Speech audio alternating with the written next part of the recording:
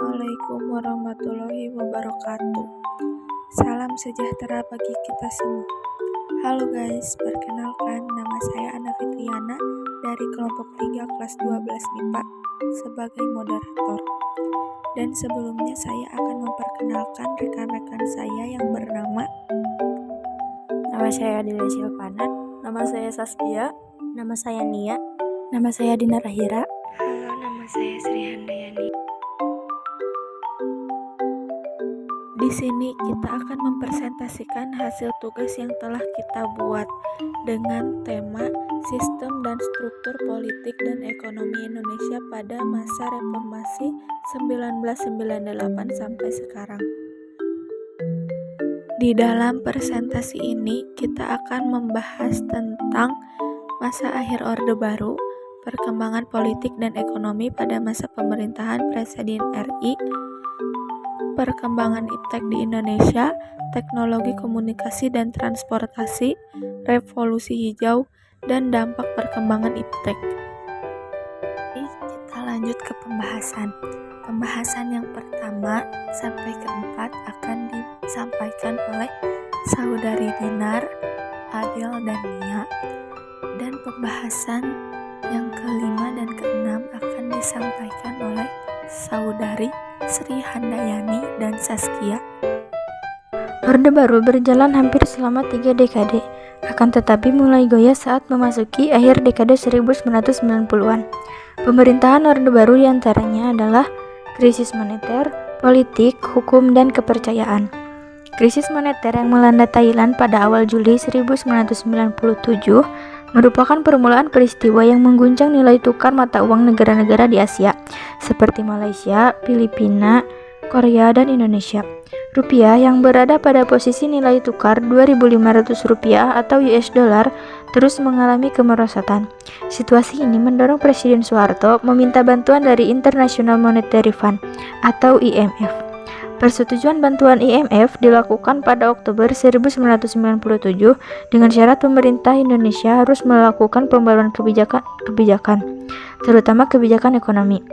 Di antara syarat-syarat tersebut adalah penghentian subsidi dan penutupan 16 bank swasta. Namun, usaha ini tidak menyelesaikan masalah yang dihadapi.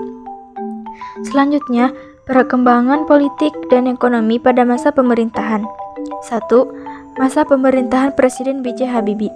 Setelah Presiden Soeharto menyatakan berhenti dari jabatannya sebagai Presiden Republik Indonesia pada 21 Mei 1998, pada hari itu juga Wakil Presiden B.J. Habibie dilantik menjadi Presiden Republik Indonesia ketiga di bawah pimpinan Mahkamah Agung di Istana Negara. Dasar hukum pengangkatan Habibie adalah berdasarkan TAP MPR nomor 7 MPR 1973 yang berisi, jika presiden berhalangan, maka wakil presiden ditetapkan menjadi presiden. Dalam pidato pertamanya pada tanggal 21 Mei 1998, malam harinya setelah dilantik sebagai presiden, pukul 19.30 WIB di Istana Merdeka yang disiarkan langsung melalui RRI dan TVRI, B.J. Habibie menyatakan tekadnya untuk melaksanakan reformasi. Pidato tersebut bisa dikatakan merupakan visi kepemimpinan B.J. Habibie guna menjawab tuntutan reformasi secara cepat dan tepat. Beberapa poin penting dari pidatonya tersebut adalah kabinetnya akan menyiapkan proses reformasi di ketiga bidang, yaitu 1. Di bidang politik, antara lain dengan memperbarui berbagai perundang-undangan dalam rangka lebih meningkatkan kualitas kehidupan berpolitik yang bernuansa pada pemilu sebagaimana yang diamanatkan oleh Garis-Garis Besar Haluan Negara atau GBHN. 2. Di bidang hukum, antara lain meninjau kembali undang-undang subversi. 3. Di bidang ekonomi, dengan mempercepat penyelesaian undang-undang yang menghilangkan praktik-praktik monopoli dan persaingan tidak sehat.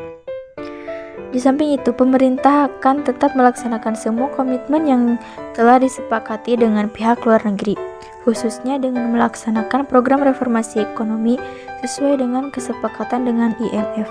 Pemerintah akan tetap menjunjung tinggi kerjasama regional dan internasional seperti yang telah dilaksanakan selama ini dan akan berusaha dalam waktu yang sesingkat-singkatnya mengembalikan dinamika pembangunan bangsa Indonesia yang dilandasi atas kepercayaan nasional dan internasional yang tinggi. Seperti dituturkan dalam pidato pertamanya, bahwa pemerintahannya akan komitmen pada aspirasi rakyat untuk memulihkan kehidupan ekonomi dan sosial, meningkatkan kehidupan politik, demokrasi, dan menegakkan kepastian hukum. Maka fokus perhatian pemerintahan Habibie diarahkan pada 3 bidang tersebut. Abdurrahman Wahid, yang lebih dikenal dengan panggilan Gus Dur, terpilih menjadi Presiden Republik Indonesia keempat pada tanggal 20 Oktober 1999. Terpilihnya Gus Dur sebagai presiden tidak terlepas dari keputusan MPR yang menolak laporan pertanggungjawaban Presiden B.J. Habibie berkat dukungan partai-partai Islam yang bergabung dalam Poros Tengah. Abdurrahman Wahid mengguguli calon presiden lain, yakni Megawati Soekarno Putri, dalam pemilihan presiden yang dilakukan melalui pemungutan suara dalam rapat paripurna ke-13 MPR. Megawati Soekarno Putri sendiri terpilih menjadi wakil presiden setelah mengungguli Hamzah Haj dalam pemilihan wakil presiden melalui pemungutan suara pula. Ia dilantik menjadi wakil presiden pada tanggal 21 Oktober 1999. Masa pemerintahan Presiden Megawati Soekarno Putri. Presiden Megawati Soekarno Putri mewakili petugasnya sebagai Presiden kelima Republik Indonesia dengan membentuk Kabinet Gotong Royong. Kabinet ini memiliki 5 agenda utama, yakni membuktikan sikap tegas pemerintah dalam menghapus KKN, menyusun langkah untuk menyelamatkan rakyat dari krisis yang berkepanjangan, meneruskan pembangunan politik, mempertahankan supremasi hukum dan menciptakan situasi sosial kultural yang kondusif untuk memajukan kehidupan masyarakat sipil, menciptakan kesejahteraan dan rasa aman masyarakat dengan meningkatkan keamanan dan hak asasi manusia. Tugas Presiden Megawati di awal pemerintahannya, terutama upaya untuk memberantas KKN, terbilang berat karena selain banyaknya kasus-kasus KKN masa Orde Baru yang belum tuntas, kasus KKN pada masa pemerintahan Presiden Abdurrahman Wahid menambah beban pemerintahan baru tersebut untuk menyelesaikan berbagai kasus KKN. Pemerintahan Presiden Megawati membentuk Komisi Tindak Pidana Korupsi setelah keluarnya Undang-Undang Republik Indonesia Nomor 28 Tahun 1999 tentang penyelenggaraan negara yang bersih dan bebas KKN. Pembentukan komisi ini menuai kritik karena pada masa pemerintahan Presiden Abdurrahman Wahid telah dibentuk Komisi Pemeriksa Kekayaan Pejabat Negara atau bisa disebut KPKPN. Dari sisi kemiripan tugas, keberadaan dua komisi tersebut terkesan tumpak tindih dalam perjalanan pemerintahan Megawati. Kedua komisi tersebut tidak berjalan maksimal karena hingga akhir pemerintahan Presiden Megawati berbagai kasus KKN yang ada belum dapat diselesaikan. Masa pemerintahan Presiden Susilo Bambang Yudhoyono. Susilo Bambang Yudhoyono adalah presiden pertama RI yang dipilih secara langsung oleh rakyat. Susilo Bambang Yudhoyono yang sering disapa SBY dan Yusuf Kala dilantik oleh MPR sebagai presiden dan wakil presiden RI ke-6 pada tanggal 20 Oktober 2004. Terpilihnya pasangan Susilo Bambang Yudhoyono dan Yusuf Kala menjadi presiden dan wakil presiden diikuti dengan berbagai aksi protes mahasiswa. Di antaranya aksi yang dilakukan oleh mahasiswa Universitas Udayana Denpasar, Bali yang meminta agar presiden terpilih segera merealisasikan janji-janji mereka selama kampanye presiden.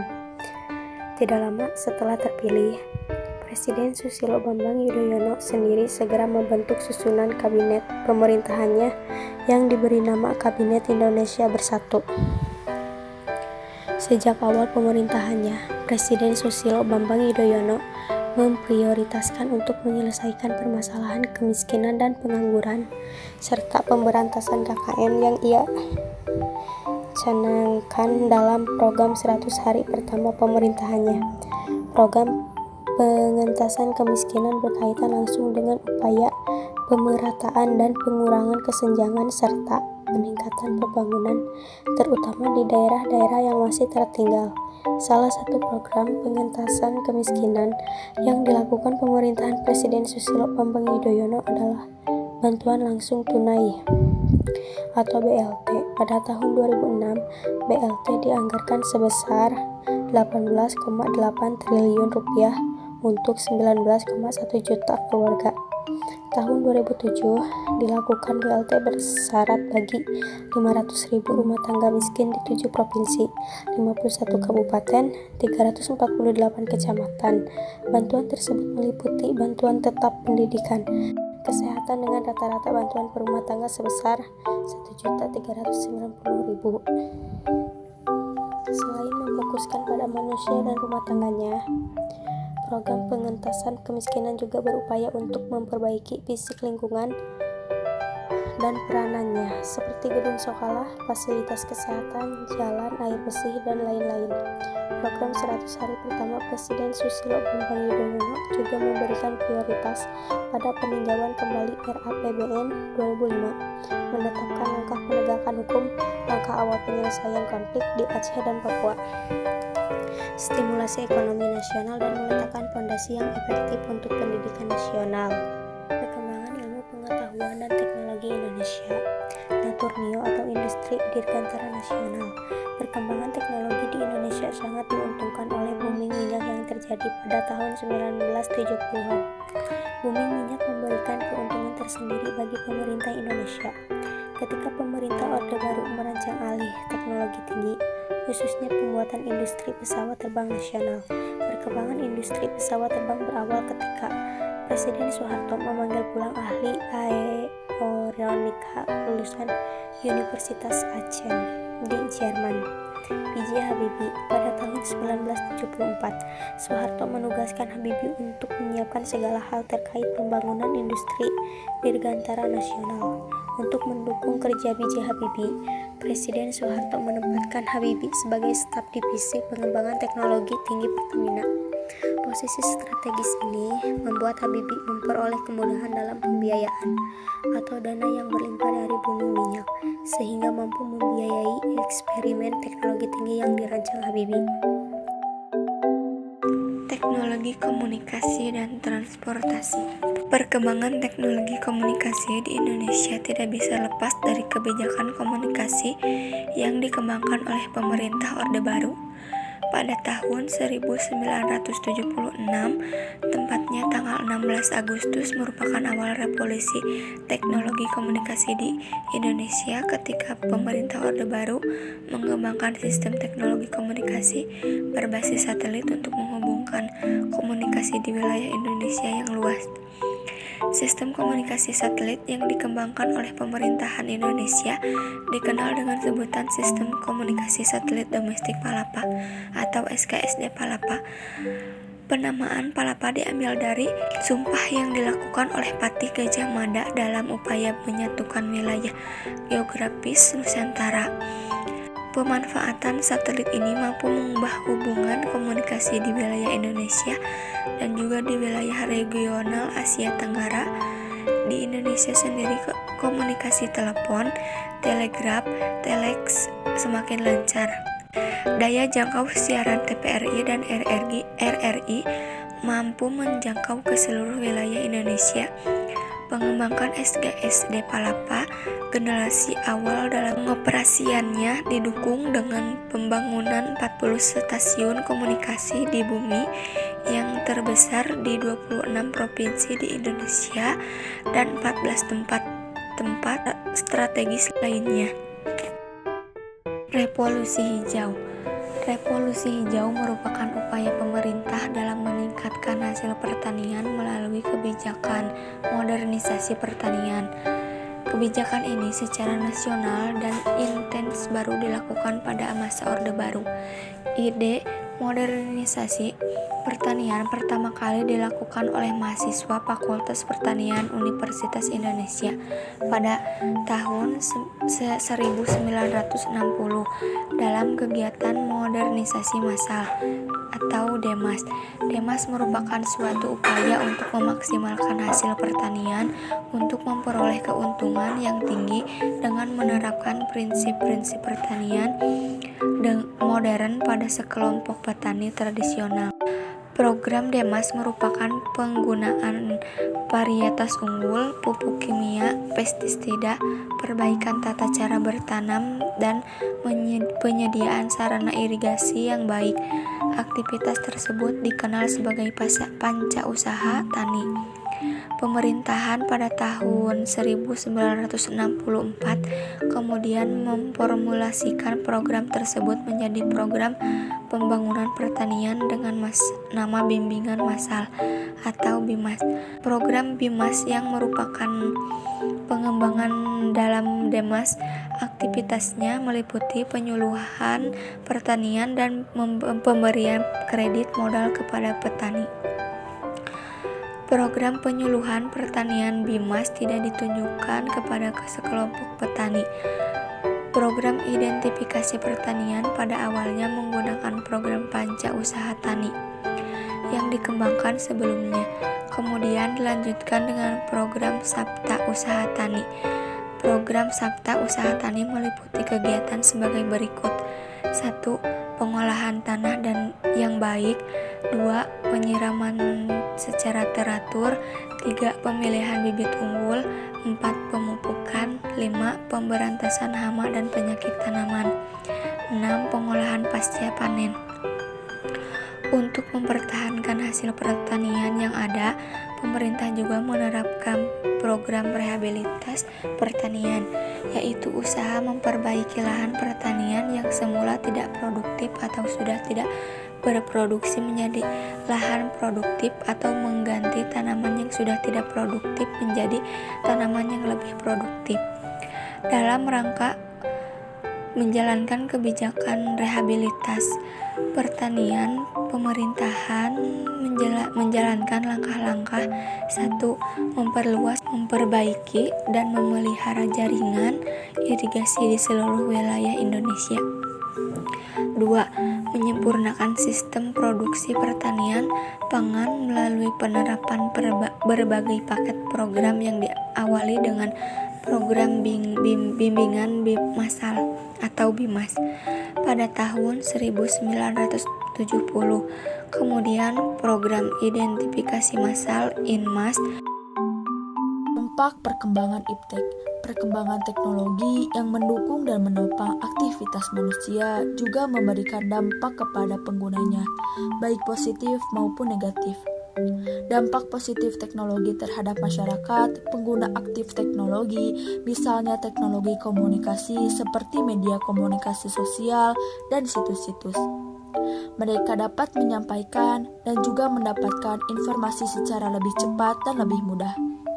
Seiring berkembangnya teknologi komunikasi di Indonesia, terasa komunikasi menjadi lebih mudah. Jika kita melihat sisi negatifnya, kemajuan teknologi terkadang membuat orang menjadi malas untuk berkomunikasi secara langsung, lebih memilih berinteraksi melalui handphonenya daripada berkomunikasi dengan orang di sekitarnya. Contohnya, seorang anak sibuk berchattingan dengan teman melalui handphone miliknya daripada berbicara dengan saudaranya saat acara keluarga sedang berlangsung.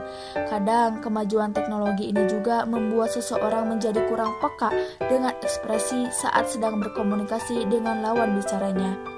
Salah satu ahli komunikasi massa yakni Harold D. Lasswell dan Charles Wright pernah menyatakan fungsi sosial menjadi massa. Fungsi sebenarnya antara lain: 1. Sebagai salah satu bentuk upaya penyebaran informasi dan interpretasi subjektif, mungkin mengenal peristiwa yang terjadi. Social surveillance. 2. sebagai upaya penyebaran informasi yang dapat menghubungkan satu kelompok sosial dengan kelompok sosial lainnya, social correlation. Yang ketiga, sebagai upaya pewarisan nilai-nilai luhur dari satu generasi ke generasi lainnya, socialization. Dan yang terakhir adalah sebagai penghibur layak ramai, entertainment. Dahlan 2008. Keempat, fungsi menurut Harold D. Laswell dan Charles Frick ini mulai terkikis sehubung dengan kemajuan teknologi yang sedang terjadi. Kini batasan akan komunikasi massa dan komunikasi antar pribadi menjadi agak semu. Karena dengan semakin berkembangnya teknologi, khususnya di Indonesia, mungkin itu akan muncul juga cara-cara berkomunikasi yang baru. Dalam hal ini misalkan melalui sosial media. Contohnya yang berhubungan dengan perkembangan tersebut adalah kini seseorang bisa saja tidak mengetahui nomor telepon seseorang, padahal orang tersebut merupakan sahabat karibnya. Orang tersebut memilih menyimpan PIN BB dibandingkan dengan menyimpan nomor telepon orang itu. Selain itu, dampak negatif lainnya adalah perkembangan mereka dalam hal bersosialisasi menjadi sangat lamban. Karena terlalu fokus dengan gadget, hal tersebut dapat dengan mudah dan relatif cepat untuk mempengaruhi opini publik. Kemajuan teknologi memang membawa dampak positif yang baik, namun begitu juga dampak negatifnya. Misal dalam kasus buzzer di Twitter, bila informasi yang disebarkan merupakan ilmu berguna, maka menjadi hal yang positif. Namun jika informasi yang disebarkan merupakan fitnah terhadap seseorang, maka hal itu akan merugikan pihak terkait. Sekian presentasi dari kami. Semoga dengan presentasi ini dapat menambah wawasan kalian semua. Dan apabila ada tutur kata kami yang kurang berkenan di hati kalian, mohon untuk dimaafkan. Selamat siang dan sampai jumpa. Wassalamualaikum warahmatullahi wabarakatuh. Jangan lupa like, komen, dan subscribe, dan nyalain lonceng notifikasinya. Terima kasih, bye-bye.